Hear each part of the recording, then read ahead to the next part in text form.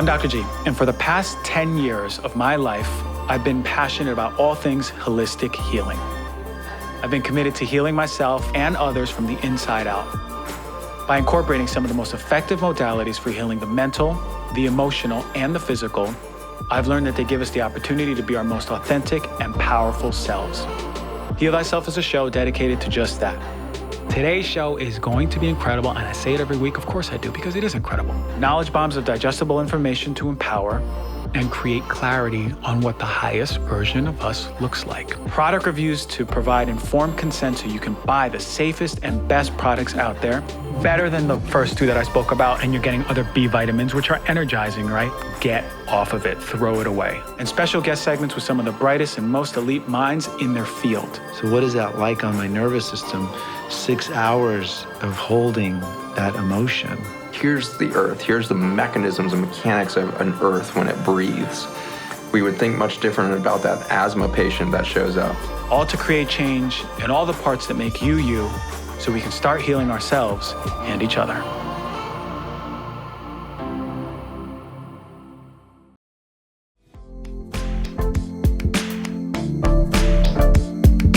All right, everyone, thank you for joining the show. Heal Thyself. As always, taking the time out of your day. So much love to you. And really, take a moment before we even jump into this. We'll take 2 seconds, two to 5 seconds, to just bring some gratitude to yourself that you came, showed up, opened up your heart, opened up your mind, opened up your soul to listening to some deeper truths or something that may resonate or something that can empower you or something that can change the world for yourself and others. Today, you just showed up. Take 1 second, 2 seconds, 3 seconds to know that you showed up. And I bring you gratitude to that.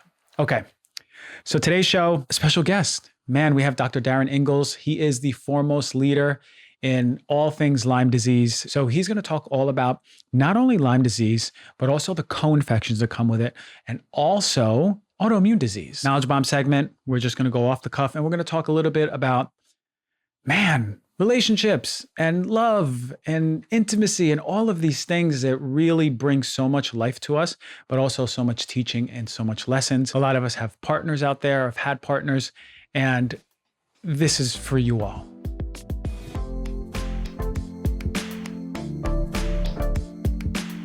All right, so before we get into this podcast, let me tell you a little bit about my favorite partners we've been working with for quite a while now, and it's because I believe in them so much. We know that so many people suffer from sleep disorders, and the Ned Hemp tincture has been so powerful to getting me to sleep, helping me sleep through the night so I'm waking up refreshed and rejuvenated. So the thing about the Ned tinctures are they contain CBN. Now, this is a really important distinction to make because not all hemp CBD tinctures are created equal, but this one has a special cannabinoid and it promotes sleep.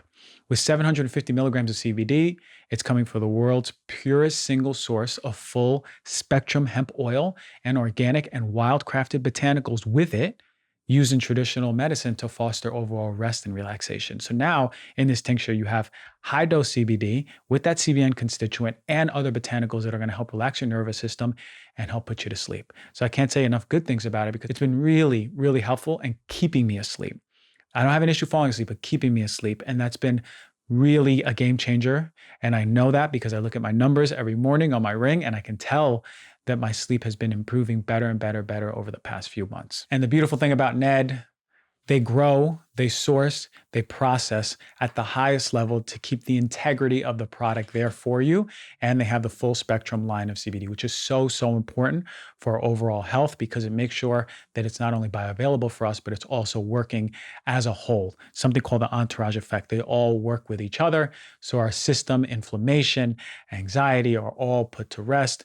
It's amazing stuff. And also, they're super transparent about what's in their product, super pure. They put it right on the website. Every single one of the ingredients on every single tincture is tested for. And it's a company that I look up to when it comes to quality and purity. So as a give back to you, the Heal Thyself listener, you're going to get 15% off of your first purchase. Or if you subscribe to the membership, you're going to get 20% off. Memberships are great. They give you perks and also 15% off of every purchase you have thereafter. So go to helloned.com/DRG. Enter the code DRG at checkout. That's HELLONED.com/DRG. You're going to get 15% off of your first one-time order or 20% off your first subscription order plus free shipping.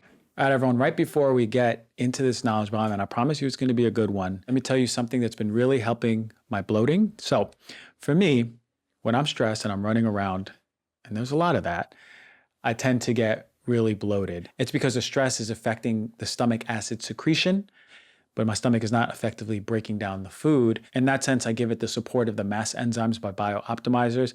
It's basically an enzyme complex that provides optimal digestive and gut health. So your natural ability to digest food not only declines with age, but as I mentioned before, stress. And so many of us are running around stress, right? Because our body's not concerned with the rest and digest. Our body is concerned with going and running away from that lion. So because we stay in that state of stress, it affects our digestion. And what happens is we produce fewer enzymes, and as a result, a lot of the food is making us bloated. And it doesn't matter if it's a healthy meal or a really crappy meal, still at the end of the day, when you're in an overly stressed state, it's going to affect your digestion. So this is where supplementing a high quality enzyme supplement can be really helpful at supporting your digestion. Masszymes by Biooptimizers is the best-in-class supplement loaded with full spectrum of enzymes for digesting proteins, starches, sugars, fibers, and fats. So by taking the Masszymes with every single meal, you're helping support your body's digestive capabilities and the enzyme production, especially in those states of stress. So what I personally notice when I'm supplementing the Masszymes is that the bloating goes down and the feeling of fullness, like the brick in your stomach, especially when you're stressed and eating, goes away. So the way I take it is 3 before breakfast, 3 before lunch, 3 before dinner, especially when I have a really tough, busy week. I know that I need these to support my digestion. So if you're suffering from any digestive issues, whether it be heartburn, constipation, diarrhea, or bloating, try the Masszymes for 3 weeks, 4 weeks, see if they help. And if they do make a difference, Heal Thyself offer, exclusive offer, is going to you guys.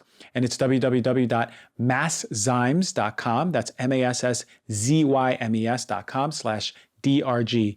And then at the checkout, you're going to use the code DRG10. You're going to get 10% off of your first bottle.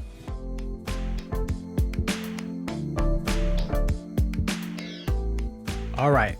For today's knowledge bomb, I wanted to talk about something really important, which we sort of dipped into with some guests over the years. And I've talked a little bit about on the show through knowledge bombs, but really it's a concept and the experience and the phenomenon of relationships. We look at them and we just many times just go into them blindly or on autopilot and not seeing the gift of what's there. Even those relationships that you've had in your life that's lasted for maybe a month, maybe 2 months, maybe the flings.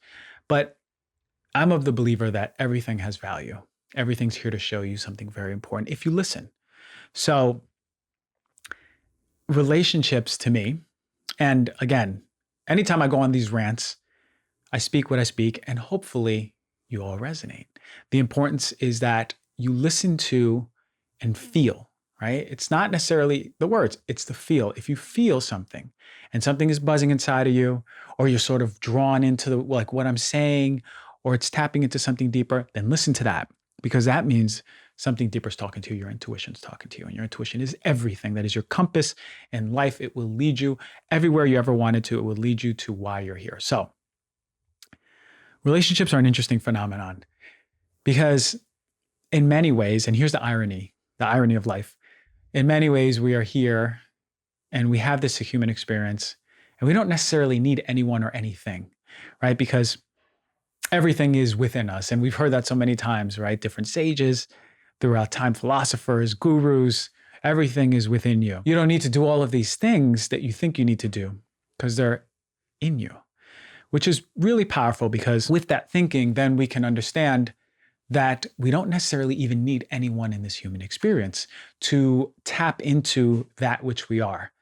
The irony behind that and the contradiction behind that is also we need everyone. And here's why. Because in order to better understand the people we are and what we're creating and who we want to be and the things that are not us and the things that don't align, we need other people to show us that which we want to be more of and create within ourselves, or remember within ourselves, for better terms, or the things we don't resonate with and don't want to bring into our energy field. So think about this. Life is expansive. Life is creative. We are always creating, constructing, and deconstructing who we are. And we can do it on autopilot. We do it a lot.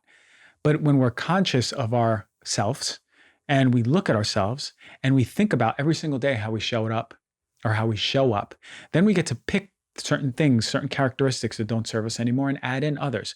But the powerful thing about it is that we need relativity for that. We need to see that which in another, which doesn't serve us. And we absolutely don't want to bring into our creation. But the very things like authenticity, the very things like open-hearted expression, the very things about people speaking their truth, really rooted in love, we're attracted to those things because we are those things and we can bring them in. Moving on to relationships, I've always been of the understanding that there's something here. Did I embody what I could have been in relationships? Absolutely not. And the beautiful thing about the ego is that it's here. It's here to protect us. It's always been here to protect us. It's even when our mind conceptually wants to experience something, the ego and the body remembers the memory that caused the trauma that holds us back from experiencing that or doing that very thing. So it's interesting to disconnect. And I know you felt it before when conceptually you want to do something and in the past that you didn't really ever do, or your phobia or something you're really scared of, you go, no, I've actually read books on this and I've talked to therapists about this and I know I can do it. But then when you're there, your body's freezing up and your ego's saying, you're not enough. Don't do this. Get away, get away. Well, that's just a protective mechanism. The beautiful thing also is that we can always check the ego. I'll repeat that. The beautiful thing is that we can always check our ego. It doesn't need to sponsor every single experience that we have. Unfortunately, it sponsors every experience we have, almost every relationship we have. It comes up always and always and always. And we know this because look at the world. It's the way it is. The world is the way it is because ego are sponsoring most people's human experience. So the beautiful thing about relationships is they show you very particularly, very blatantly where you need to heal. And it's a powerful thing if you understand relationships, right? And not just like coworkers or friendships, but we're talking about loving partnerships, which is even relationships on steroids. Because when you have emotion and feeling and passion involved with someone else and you care for them on a deeper level, the mirror that they hold is bigger than anyone else's mirror that will ever be held to you aside from maybe your parents or loved ones. Man, do they hold a mirror. And so many of us do not pay attention to that mirror. We overlook it. As I said many times on this show, we look behind it and we point to the person holding the mirror and we villainize them and we chastise them and we yell and we do all the things. That's the ego. Remember, the ego protecting us, because what they're doing with that mirror is showing you where you need to heal. By showing you where you need to heal, it's in essence expressing and exposing that trauma where the ego had to show up in the first place. So understand this mechanism. It's a very important mechanism for you all to understand because it can actually elevate your relationship in so many ways.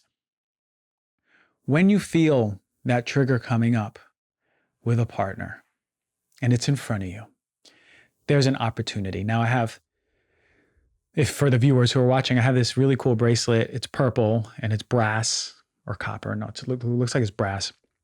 My friend Chris Pan made it from My Intent. And I said, and he literally made it at a dinner last week. And he said, well, what word do you want to put on this? And I'm like thinking to myself, I'm like, word? What word do I really want to like sponsor my every single day? Now I have intuition tattooed on my wrist, so I'm not going to get that on a bracelet. Intuition is very powerful. It's my compass. But I put the word choice. And the reason I put the word choice is because it's really, really powerful. If you understand that you have a choice on how you want to show up, it can change the whole landscape of every relationship you've ever had, ever, and going to have. Choice is important. Now, you have the inciting factor. Your partner triggers you and you go, "Ooh, I'm so mad again. You're calling me irresponsible," right? And sure, that feels judgmental, but is there truth in there? Do you find that maybe your egoic protective mechanism is protecting you from stepping into an integrity or responsibility that you're scared to do? Did someone tell you all your life you're irresponsible and they're only mirroring what responsibility means to you, right? So the ego is going to come up really quick for most of us. And I've been guilty of it 1,000,001 times. The ego is going to come up really quick and go, I don't call me irresponsible. What are you doing? Don't show me that mirror. Actually, move this mirror. I'm going to yell at you for the next hour, and I'm going to be mad at you for the next 2 hours. And you know what? I might give you the silent treatment for the next 3 days. And guess what? The ego won. and I've protected myself. The ego showed up exactly the way it was designed to show up. Because in that mechanism, in that moment when you were young, when you were an adolescent or teenager, and irresponsibility came up, and someone called you irresponsible and really hurt you, your ego came up and said, I'm here to protect you. Don't you worry about it. I got you the rest of your life. The choice in it is that you have such a powerful moment where you can go, let me stop. Let me make the choice to listen to what you're saying. Now, let me take a moment. Let me breathe. It may not resonate with me. You actually may be kind of off, and maybe it's based on the lens you're seeing life through, because I think of myself as pretty responsible. But let me hear what you're saying. Let me actually look at that mirror that you're holding up and see if it's reflecting on me. Ooh, it kind of is. Wait a minute. I've actually always been scared of responsibility or stepping into that. It doesn't have to be responsibility. It could be anything. It could be intimacy. It could be integrity, right? It can be just speaking with an open heart. It could be showing emotion. It could be all the things that your ego is protecting you from doing because it's not thinking it's safe. And the illusion is that it is safe, especially with a loving partner. If you have a loving partner, it's safe. Loving partner is the key word. And you have the choice. You have the choice to look at the mirror and look at and see if your reflection is on there. And if it is, you have the most beautiful moment in the history of man and woman, because that's called self-reflection. You get to look at yourself and you go, holy shit, she's right or he's right. And now I'm going to go, ego, I love you. I don't need you for this one. You can move away.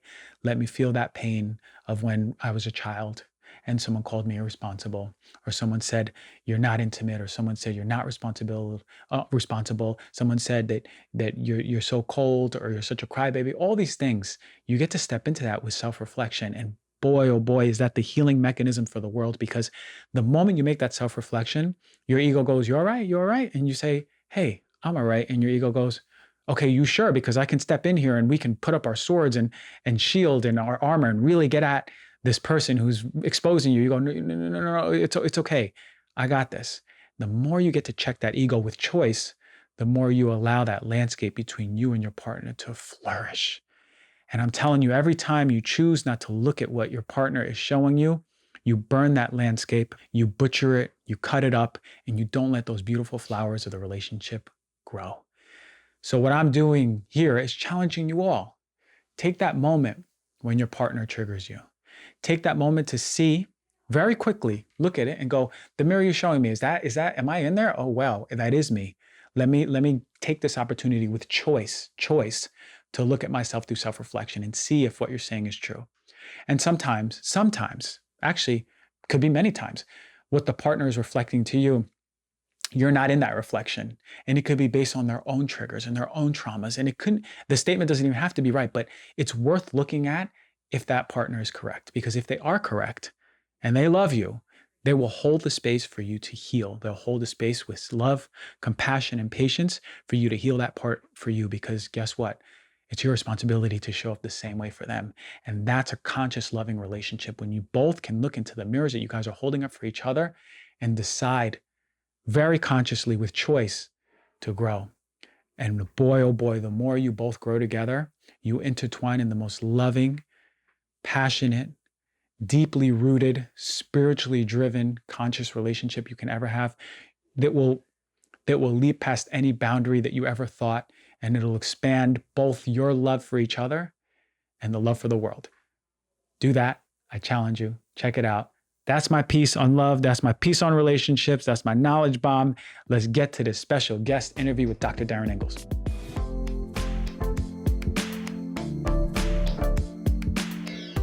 All right, everyone. Today's special guest, Dr. Darin Ingles. He's a fellow naturopathic doctor. And you know I love getting my community of naturopathic doctors on this show.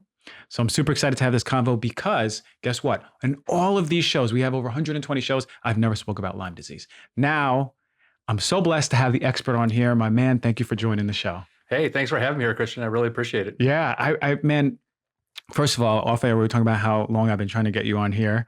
The pandemic really threw a monkey wrench in this.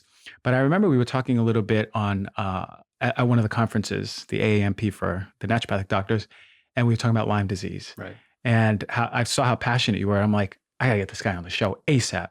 But now it's perfect timing because now we have a bigger audience. And now we have more people who can use this help. But first of all, how did you get into Lyme disease? Do you have a personal story with it or a loved one? I'd love to know, first of all, how a doc chooses Lyme disease, one of like the hardest diseases to go into? Well, it was personal experience. I lived in Connecticut for almost 20 years. In fact, after I finished my residency, I moved to Connecticut and started to practice there. And literally 2 weeks before I opened my own business, I got Lyme disease. And I had classic Lyme disease. I had a big bullseye rash. I had fever, joint pain, everything you read in a medical textbook I had. Fortunately, I treated it right away. And within 4 days of being on antibiotics, I felt great. But having just started my own business where I did everything, I worked 6, 7 days a week, working 10, 12-hour days. 8 months into that schedule, I relapsed. I started having symptoms again. And I said, okay, well, I treated this before, no problem. Went back on antibiotics, did nothing. Went on another set of antibiotics for another month, did nothing. I went through 9 months of being on various antibiotics and I got worse. Whoa. I lost 30 pounds in about 9 months. My gut was a wreck. And, it kind of dawned on me as a naturopathic doctor, right? It's like, this is kind of going against everything we know that allows the body to heal. So I was fortunate to have known a doctor in New York City. He's a Chinese medical doctor and acupuncturist. And I saw him and he started treating me with Chinese herbs and also gave me the knock on the head. It's like, you're not taking care of yourself. You're not eating well. You're not sleeping well. And after I started really kind of taking stock of my own health and starting this Chinese herbal regimen, within a month, I felt 80-85% better. So, through that, it still took me another 2 years to feel like I really got my health back. Wow. But I really started applying what I learned about myself to my Lyme patients. And I found that they were getting better faster. I'm like, right, because it's not just about treating the disease. It's really about the terrain. And if you don't facilitate a healthy terrain, it's really hard to overcome any infection. So, Lyme disease is just one of many infections out there that people battle that, we get focused so much on just trying to kill the bug and we kind of forget about all these other things that happen in our body that really allow us to overcome that infection and heal.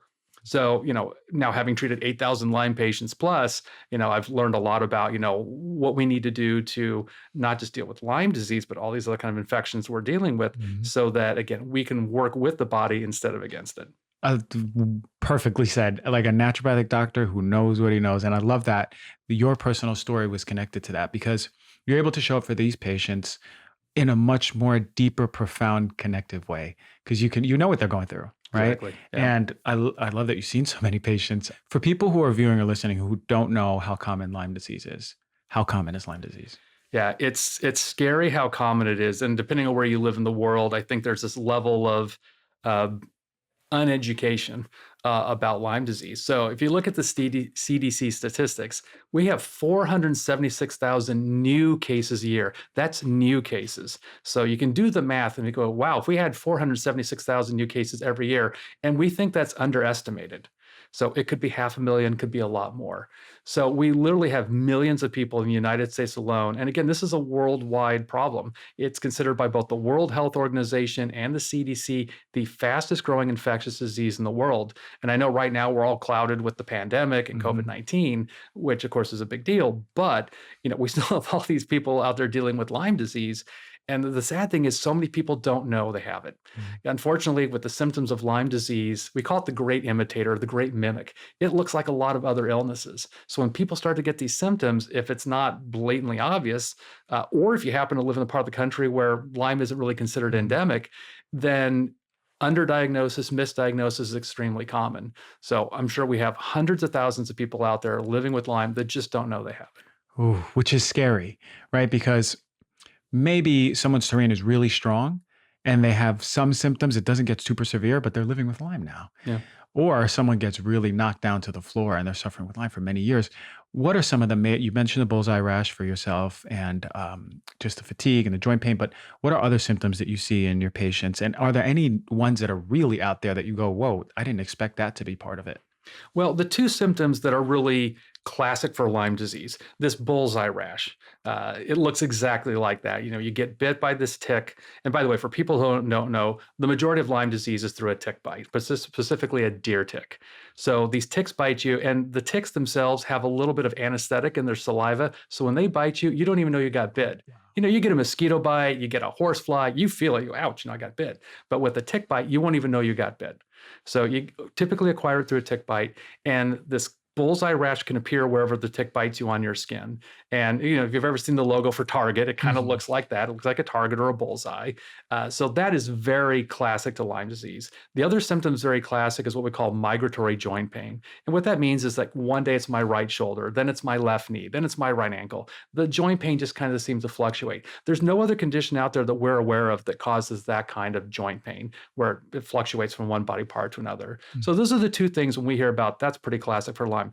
Beyond that, the other symptoms, again, fever, swollen glands, chills, joint pain, what they call neuropathy, numbness or tingling, particularly in your hands and your feet, pounding headache, migraine, visual disturbances. There's over 100 different symptoms associated with Lyme disease. And so often what happens is people get, they get a fever, they get swollen glands, they feel tired, they go to their doctor and they go, okay, well, you got a viral illness, or, maybe you've got mono or something like that. Go home, rest, get some fluids.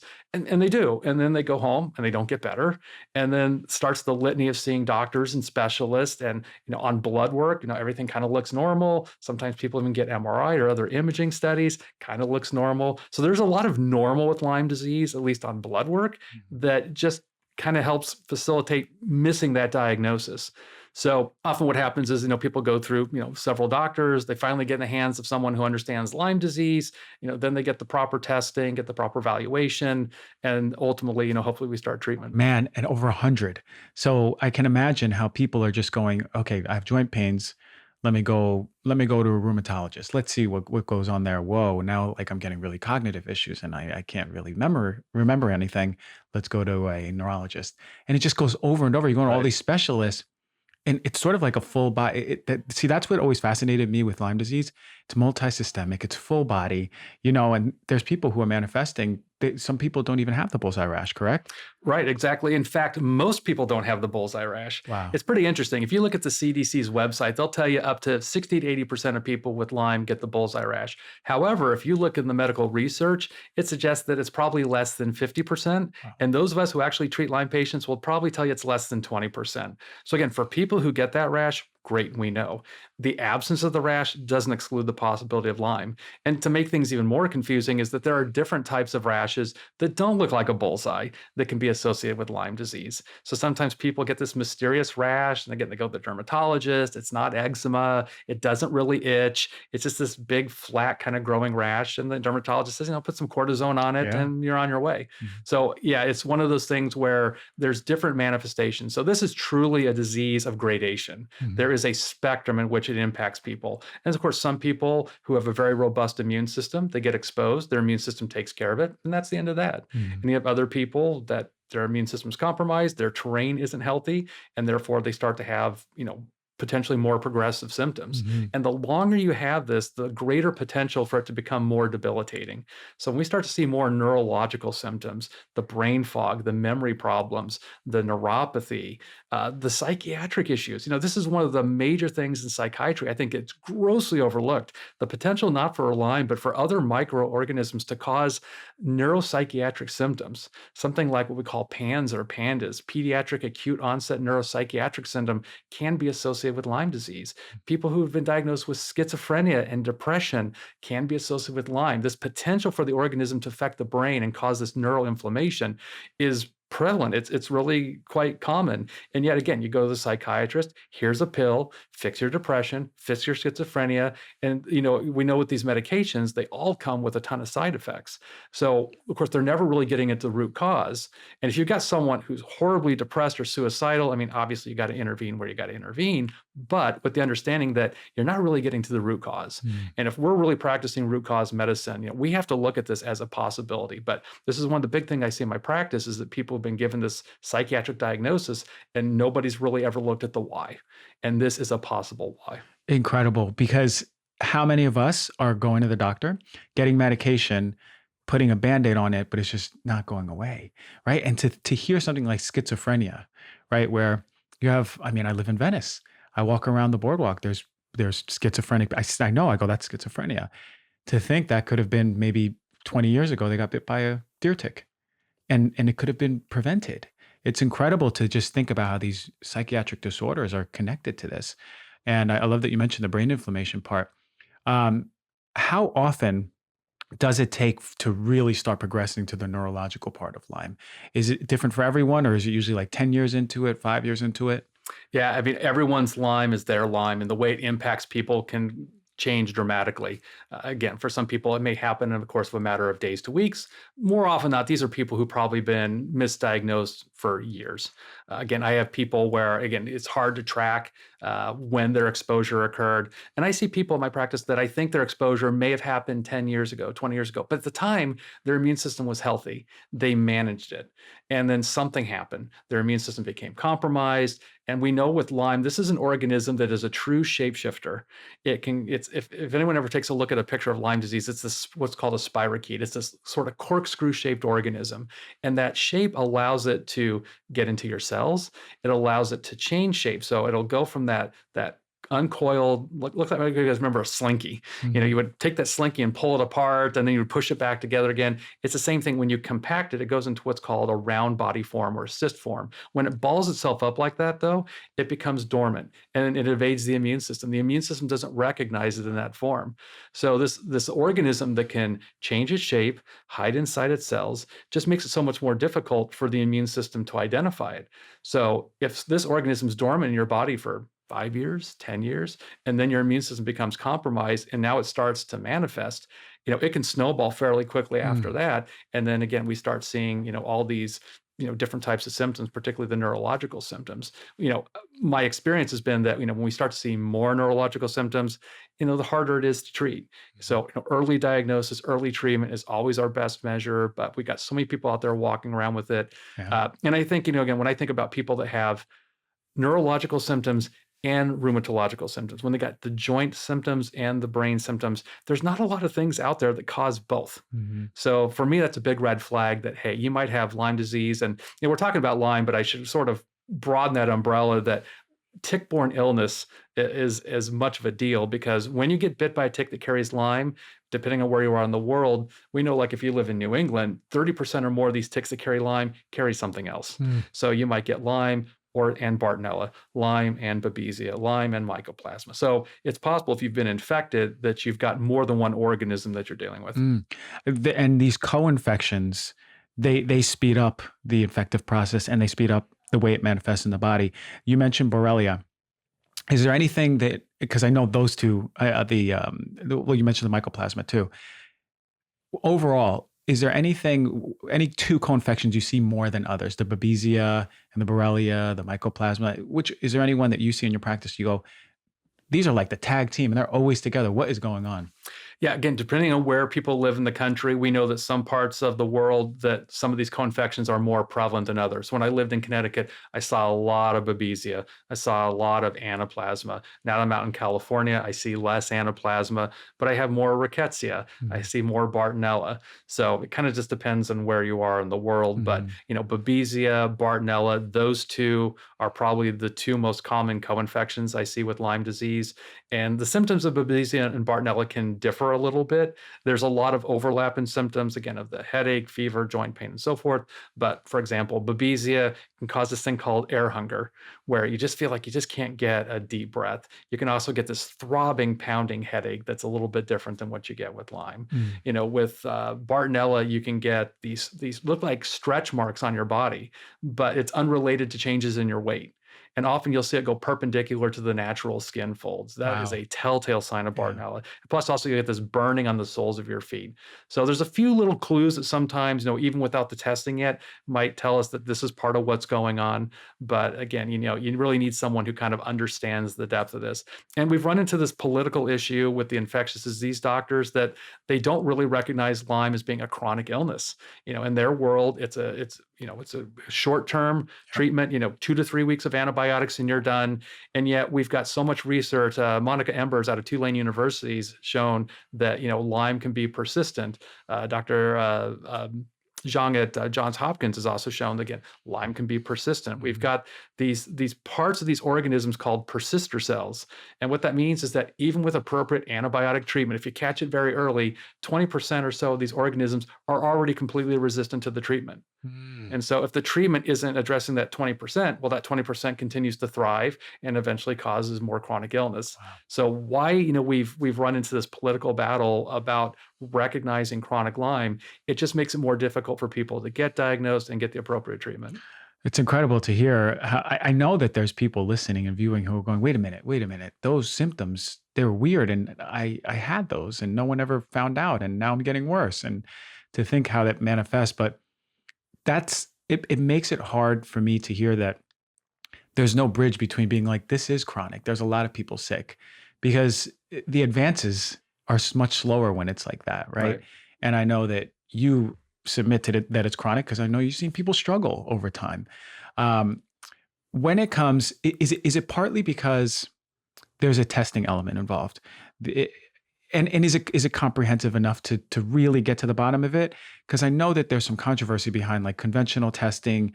And if there is, people who are viewing and listening who go, yeah, I have Lyme disease, I think, but it said it was negative, but I have all those symptoms. What do we do?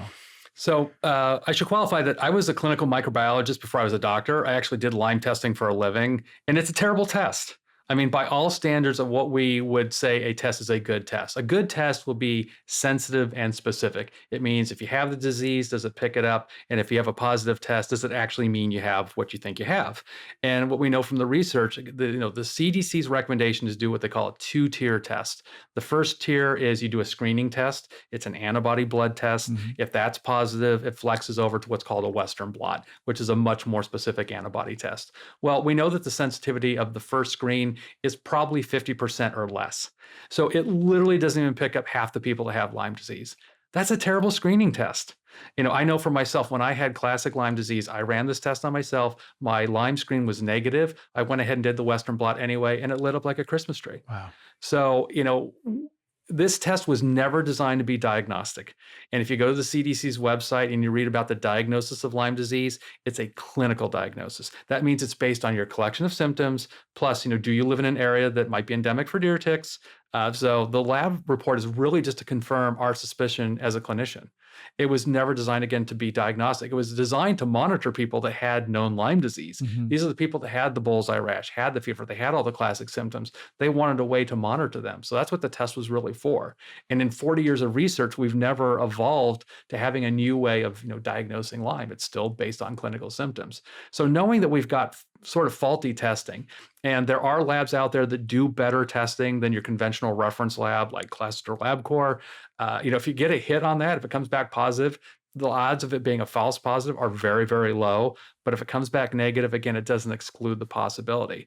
And to make this even crazier, the Lyme Western blot, to call that test positive, you do an IgG and an IgM antibody test. IgM is typically the antibody we associate with sort of acute exposure, IgG more past exposure. So you have to have 2 out of these 3 antibodies on IgM or 5 out of 10 IgG antibodies to call either one positive. Well, we know, again, 40 years of research, some of these antibodies we test for are very specific to Lyme. Other antibodies are not specific. So if you've got 1 specific antibody to Lyme, but not 2, or if you've got 4 and not 5, but they're Lyme specific, in my mind, it's like being a little pregnant, right? I mean, you are or you aren't. If you've got that exposure and you have clinical symptoms, now we're splitting hairs. And the CDC set a very high bar for calling this test positive. So when you do this test, they compare you to a control, and they're basically measuring the quantity of antibody. Well, if you don't meet 60% of the threshold of the control, they call it negative. And the lab that I use will actually send me a copy of the test itself, and I can see those percentages. I've had people come back at 59%, 58%. I mean, that's just a difference of how much water you drank that day. So that's the difference between you do or do not have Lyme disease. Plus, what if you're on a medication that suppresses your immune system?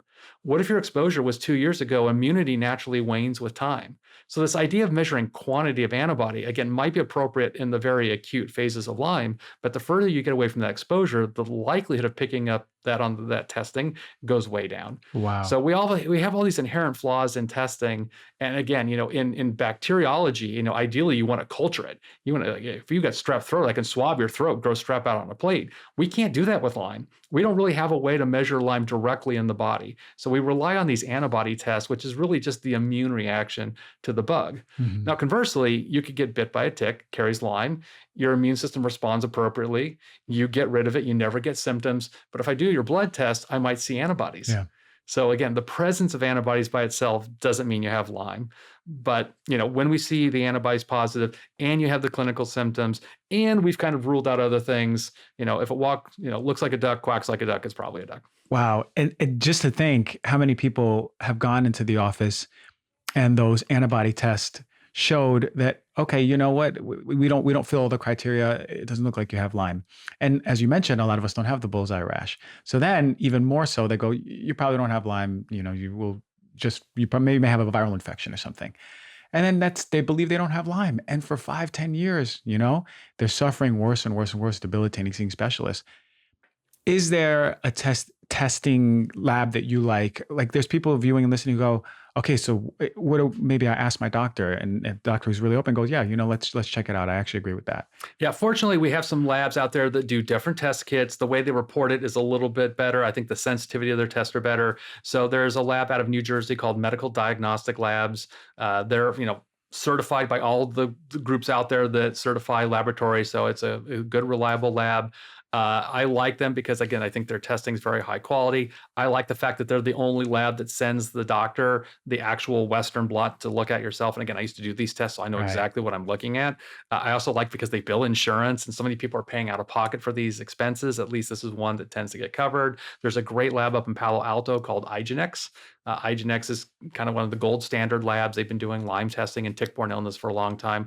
Great lab. Unfortunately, they don't bill insurance unless you're Medicare, and it gets to be a little bit expensive. And it's expensive. I used to use that one. Yeah. So, I mean, if you do a full Lyme and, tick-borne panel, it can be, $1,500, $2,000. So it gets to be a little pricey, but they are a great, reliable lab. So, often we're using one of these labs. For Bartonella, we use one called Galaxy Labs. So sometimes for different organisms, there are labs that do better jobs than others. But yeah, if you've got to get in the hands of a doctor that really kind of understands, which labs to use and how to look at it. But again, at the end of the day, I think people need to understand that your test is not the end all and be all about whether you do or not have Lyme. So even if you do the test with the right lab and it comes back negative, if you've got the clinical symptoms, and again, you've kind of ruled other things out, exactly. It's reasonable to look at some sort of treatment approach because we have some patients that are, they're kind of gray. We don't have confirmative testing. They've got symptoms. They've been to the litany of specialists. And it's like, let's try some treatment and see if you get better. Because if the treatment helps improve your symptoms, there's a pretty good chance we're on the right track and that we're dealing with something infectious.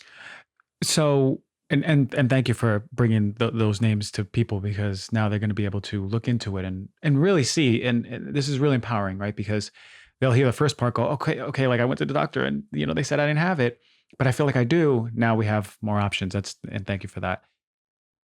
A course of antibiotics, is that the go-to treatment, the gold standard for conventional doctors? So yeah, the conventional approach, the Infectious Disease Society of America, in fact, they just revamped their guidelines. It used to be, 2 to 3 weeks of antibiotics. I think they're now down to just 10 days to 14 days of antibiotics. Typically for an adult, it's doxycycline or amoxicillin for children. And, you do that short course. If you do have, what we call neuroborreliosis, that's Lyme that's infected the brain, they do actually recommend IV antibiotics with Rocephin. But that's pretty much it. You do that short course and then you're done. And then there's this other group out there called ILADS. It's the International Lyme and Associated Disease Society that kind of says, hey, wait, we recognize that 2 to 3 weeks of antibiotics probably isn't enough. And I think what's really important for people to understand about Lyme too is that it is an extremely slow growing bacteria. And to put this in perspective, most bacteria in your body, strep and staph, replicate every 10 to 20 minutes. If you look at something like tuberculosis, if you get tuberculosis, they're going to put you on a triple antibiotic cocktail. And these are heavy duty antibiotics for 9 to 12 months. Why so long? Well, because it's such a slow growing organism. So tuberculosis replicates about every 15 to 20 hours. So relative to every 10 to 20 minutes, that's slow. When you look at the research on Lyme, it's every 1 to 16 days. days. So if you've got an organism that replicates every 16 days, and I put you on an antibiotic course for 14 days, I have not even completed one life cycle of that organism. And if you look at a drug like doxycycline doesn't kill anything. All doxycycline does is it stops the organism from replicating. It's still dependent on your immune system for going after the organism and attacking it.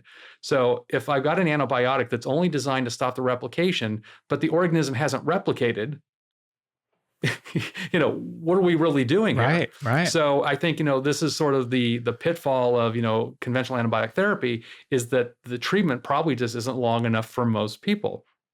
And it's so interesting. If you got a teenager with acne, dermatologists will put you on doxycycline for months and they won't think twice about it. Right. So we have plenty of other conditions out there where long-term antibiotics are used, and nobody really thinks twice about it. And in this case, it's like, well, wait a second. Lyme, you only need 2 weeks or 3 weeks of treatment. Why would you do longer? That's dangerous. I mean, come on. This is about applying science here and looking at, how this organism grows, also knowing, again, that it can hide. So I think, the ILADS group has come out with the position that you need at least 6 weeks of antibiotics for acute exposure. I think, for acute Lyme disease, antibiotics are very appropriate. I still have a lot of patients, like I'm a naturopathic doctor by training. Herbal medicine works beautifully. I have some people with acute Lyme disease that we treat with botanicals, and it works really, really well. But if you're going to use antibiotics, this is the time. I think where we run into some debate about with chronic Lyme disease, how efficacious are antibiotics when you have chronic Lyme disease? And look, I know plenty of doctors out there that use a lot of antibiotics in their treatments. Their patients do really well. Great. I also see a lot of people that have been on long-term antibiotics and they're not doing great. So at what point do you say, hey, maybe this isn't really the right approach. We need something different. And again, having, used herbs for over 20 years in practice and thousands of Lyme patients, I see, that they work really, really well. And as you know, with herbs, we're not just getting one effect, right? It's not just killing the bug. Herbs are anti-inflammatory. They help promote better circulation. They help support our immune system. They're soothing to our gut. So we can mix and match in herbs the right way for each person to really tailor it to what they need to get better. I love that. I love that you use the best of both worlds in this, and it's so powerful. You mentioned the terrain. What else? Because we have these interventions like herbs and antibiotics. What are some of the things that are really important for you as far as terrain for people who can have a really robust immune system to maybe fight off the Lyme themselves, or if they do have Lyme right now in the meantime to really have a strong terrain? Well, I think the foundational thing is gut and diet, right? If your gut's not functioning well, we know that up to 80% of your immune function stems from the gut. So I see so many people, it's chronic constipation, chronic diarrhea, IBS kind of symptoms. Tells me just functionally that the gut's not doing well. So if the gut's not doing well, there's this chronic inflammatory process going on that can lead to systemic, inflammation, whether it's the brain, the joints, or otherwise. So we've got to get the gut health better. And what you eat matters. If you are living on junk food and processed food, it is going to be so much harder for you to get well. And that's true for any chronic illness. So I talk a lot in my book about, an alkaline diet. Specifically, it's, having played around with, paleo and autoimmune and keto and all these other things, I find that physiologically, when you eat an alkaline diet, you're changing your cell pH in a way that facilitates cell repair, cell growth. It's anti-inflammatory, and it's sustainable. It's nutrient dense, so it really covers the bases of everything we want. And I think if we go back to our true paleo forefathers, I think this is the way they really ate.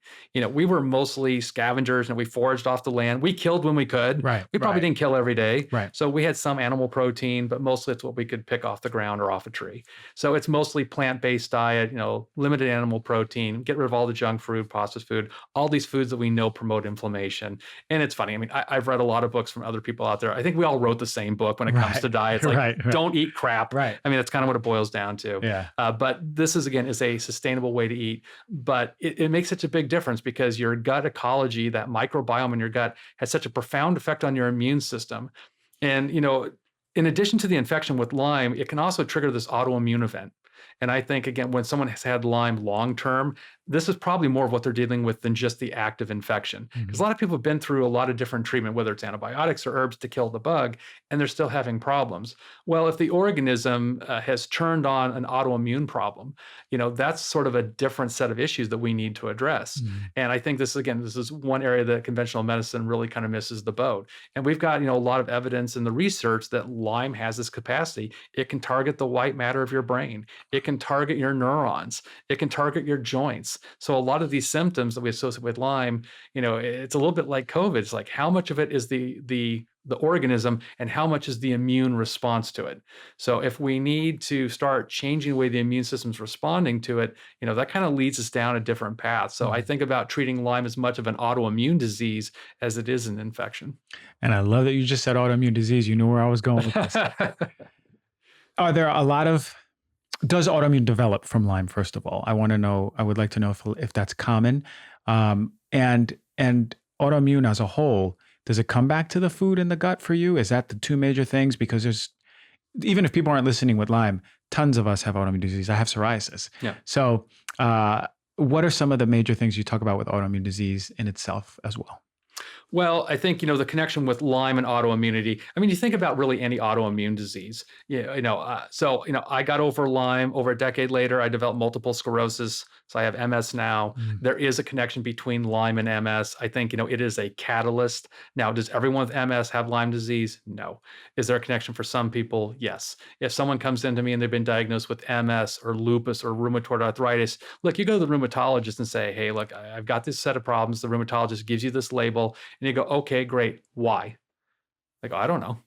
Well, is it possible that there's an underlying infectious agent that is a trigger? And again, if you go into the medical research, we know that there is a plethora of microbes between Epstein-Barr virus, human herpes 6, Klebsiella, all associated with various autoimmune diseases. So something, in your immune system has recognized this microbe as being an immune trigger. It's almost like your immune system is treating it like an allergen instead of a pathogen. It engages a different part of the immune system. So I think it's always good to look at, are these underlying triggers, Lyme being one of them. But again, I've seen people who've been given these, different autoimmune diagnoses. What's really kind of fascinating, though, at least with Lyme disease, as a trigger, when you do a lot of the typical blood tests that a rheumatologist would run to help diagnose you with lupus and rheumatoid arthritis, oftentimes they look normal. Yeah. You have all the clinical symptoms, but you don't have the blood work that necessarily reflects that.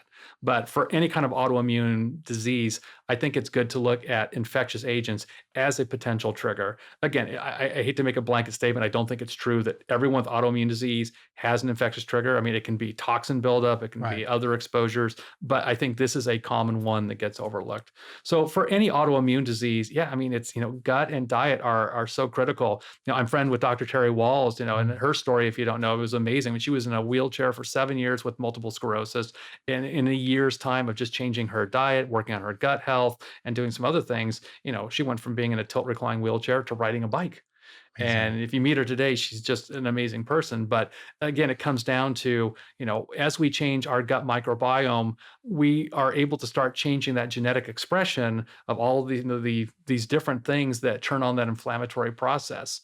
I think, with MS, obviously being personally affected, I do a lot of research. And what's really interesting to me is that the cells in your brain that make myelin, so with MS, it's a breakdown of myelin. It's that sheath around your nerves that allows for the conductance between neuron to neuron.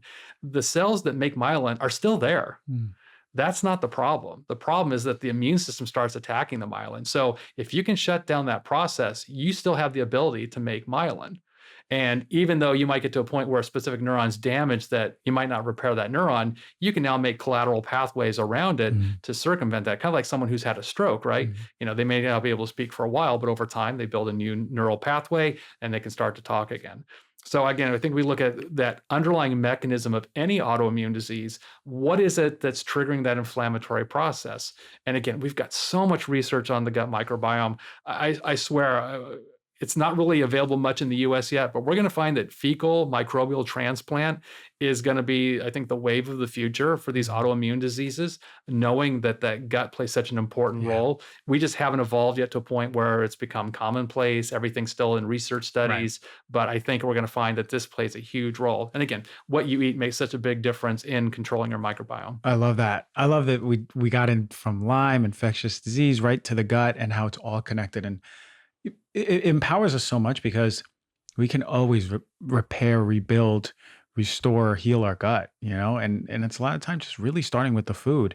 And I love that you talked about that diet. You mentioned something about your book. What book? What's the name of the book? So the book is called The Lyme Solution. The Lyme Solution. Okay. When did that come out? That came out in 2017. 2017. All right. I'm sorry, 2018. Sorry. Everyone out there, if you have Lyme, you have a loved one who has Lyme, get that book. All right. And I would highly urge you and suggest you follow Dr. Darin's work. And where do we find you? Do you have a website, Instagram? Yeah, well, I'm all over social media, everything at DarinIngles.com. It's DarinIngelsND.com. My website's the same. So yeah, we'd love for people to follow us. We got some great information about Lyme disease, autoimmune disease, and just getting healthy. And your practice is where? Irvine, California. Okay, awesome. And you just take California patients or? No, I think the beauty of the pandemic is that we've opened up to working with people remotely. So we work with people all over the world. If you have Lyme, a loved one has Lyme, I want you to reach out to the doc right here. He is the specialist. He's the best of the best. Thank you so much for joining the show, man. All right, thanks for having me, man.